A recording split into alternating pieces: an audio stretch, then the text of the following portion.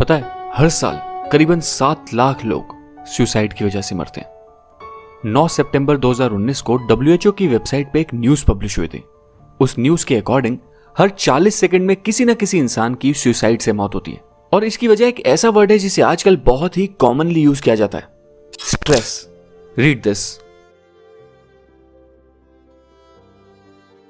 Now, stress की वजह से सुसाइड कर लेना एक एक्सट्रीम स्टेप है, हम सब ये जानते हैं।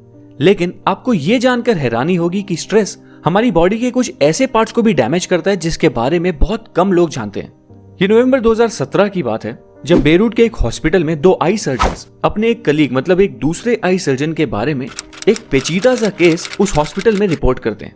केस ये था कि उनके उस कलीग को अचानक दिखना बंद हो गया था। लेकिन जब इस केस को लेकर बाकी डॉक्टर्स ने रिसर्च करना शुरू किया और इस बारे में जब उस आई सर्जन से पूछताछ शुरू हुई तो पता लगा कि ये इंसिडेंट पहली बार नहीं हुआ, बल्कि पहले भी 3-4 बार उस आई सर्जन के साथ ऐसा ही कुछ होता था कि अचानक या तो उसे धुंधला दिखना शुरू हो जाता था या तो उसे कुछ टाइम के लिए अचानक सब कुछ डार्क दिखने लगता था, बट फिर थोड़े टाइम बाद सब कुछ नॉर्मल हो जाता था। लेकिन इन सभी इंसिडेंट्स के दौरान एक चीज कॉमन थी। उस आई सर्जन ने बताया कि जब भी उसके साथ ऐसा कोई एपिसोड हुआ तो उन सभी एपिसोड से ठीक पहले वाला दिन उस आई सर्जन के लिए बहुत ज्यादा स्ट्रेसफुल हुआ करता था, खासकर तब जब उसे ऑपरेटिंग रूम में कोई बहुत ही कॉम्प्लेक्स सर्जरी करनी पड़ जाए। एंड फिर डॉक्टर्स ने अपनी इन्वेस्टिगेशन के बाद बताया कि ये स्ट्रेस की वजह से होने वाला एक रेटिनल डिसऑर्डर होता है जिसे कहते हैं central serous chorioretinopathy, CSCR। And interesting बात तो यह है कि CSCR कोई नया डिसऑर्डर नहीं है, बल्कि सन 1866 में ही इस तरह की एक कंडीशन को पहली बार ऑब्जर्व किया गया था। एंड तब से ही CSCR has been tentatively linked to stress. लेकिन फर्क बस इतना है कि पहले स्ट्रेस की वजह से होने वाले डिसऑर्डर्स कम हुआ करते थे, पर अब स्ट्रेस की वजह से होने वाली बीमारियां काफी बढ़ चुकी हैं। नाउ द क्वेश्चन इज कि आखिर इसकी वजह क्या है? Why is stress so common these days?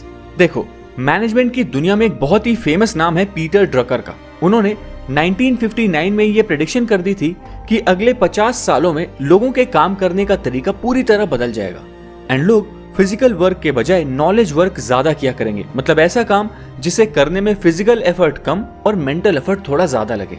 And इस डिजिटल दुनिया में उनकी ये बात पूरी तरह सच है। Now again the question is कि जब काम करने का तरीका ही पूरी तरह बदल चुका है तो क्या अब उस काम से होने वाले स्ट्रेस को मैनेज करना ज्यादा जरूरी नहीं बन गया? एंड एग्जैक्टली इसी टॉपिक पर आज हम इस वीडियो में बात करने वाले हैं। Let's start.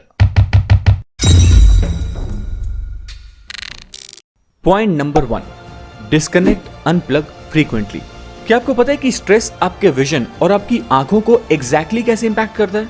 देखो, स्ट्रेस हमारी बॉडी का एक नेचुरल सर्वाइवल मैकेनिज्म है।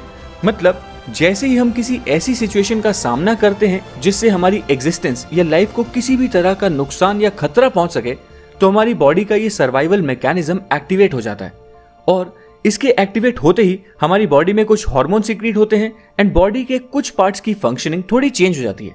जैसे दिल तेजी से धड़कने लगता है। बट आंखों पे इसका क्या असर पड़ता है?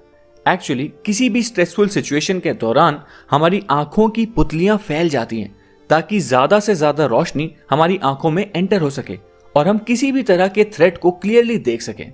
नाउ, कभी कभार ऐसा होना ठीक है और शायद जरूरी भी, बट आजकल हम लोग कम से कम 12 से 14 घंटे स्क्रीन के सामने बैठते हैं और ऐसे केस में आंखों पे पड़ने वाला स्ट्रेन काफी बढ़ जाता है और वो एक्स्ट्रा लाइट जो हमारी आंखों में पड़ रही होती है उसकी वजह से अलग अलग तरह की हेडेक्स और विजन रिलेटेड प्रॉब्लम्स शुरू हो जाती हैं। सो जब भी आप लैपटॉप या किसी स्क्रीन के आगे काम करने बैठो तो रेगुलर इंटरवल्स के बाद ब्रेक लेना जरूरी है। अपनी आंखों को रेस्ट देना बहुत जरूरी है। Point number 2, breath and endorphins. क्या आपने लोगों को पेन किलर खाते हुए कभी देखा है? अगर हाँ, तो आपको यह भी पता होना चाहिए कि हमारी बॉडी खुद एक नेचुरल पेन किलर प्रोड्यूस करती है जिसे कहते हैं एंडोर्फिन्स।